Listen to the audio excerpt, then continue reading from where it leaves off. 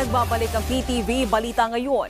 Isinusulong ni Pangulong Ferdinand R. Marcos Jr. ang pagkakaroon ng bagong estratehiya upang matugunan ang problema sa pagbaha sa lalawigan ng Rizal. Sa situation briefing kanina, sinabi ng Pangulo na bagamat may nakalatag na solusyon ng LGU, posibleng hindi na ito epektibo dahil sa epekto ng climate change.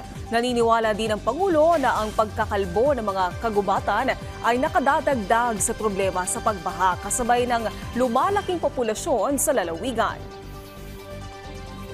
And we have to come up with new strategies, and that's what we discussed today. Once again, I explained, especially to the local government, Gov Nina here, and the other members of those who are in the meeting, about what our strategies can be in terms of making sure that the water does not come into the low-lying areas anymore by building the impounding projects upstream.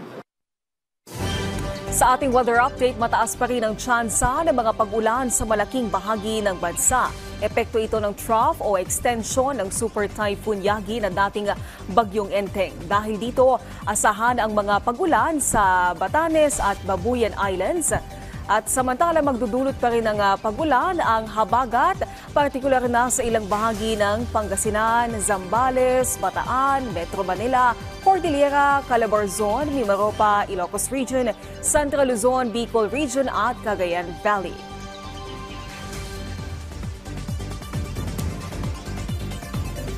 At sa forecast ng Pag-asa, dalawang sama ng panahon ang posibleng mabuo sa susunod na linggo sakaling pumasok sa PAR. Palalakasin nito ang habagat na magdudulot pa rin ng mga pag-ulan.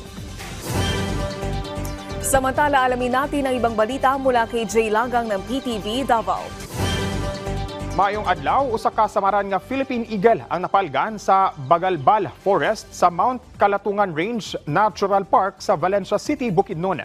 Sumala sa Philippine Eagle Foundation kon PEF, nakadawat sila og taho niadtong Agosto 31 ning tuiga bahin sa mong lalaking agila nga dunay bali ang pako.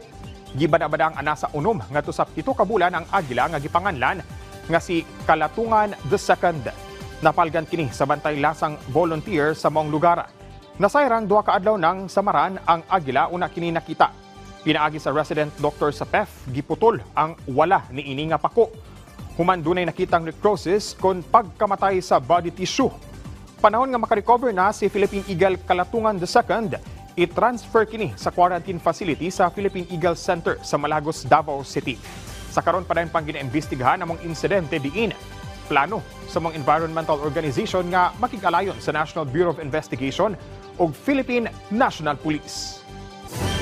Malampusong nabalik na sa iyang kaugalingong puy-anan ang usa ka adult female yellow-heated water monitor lizard kun bayawak sa Glan, Sarangani natong Lunes, Setyembre 2 ning tuiga.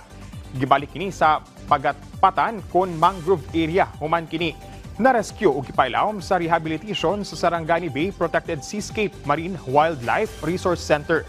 Sumala sa DNR Region 12 tukmang lugar ang mangrove area alang sa pagbuhi sa mong bayawak sanglit abunda sab kini sa ilang pagkaon. Padayon ang pag-awhag sa mga otoridad ngadto sa publiko nga inaypat yon.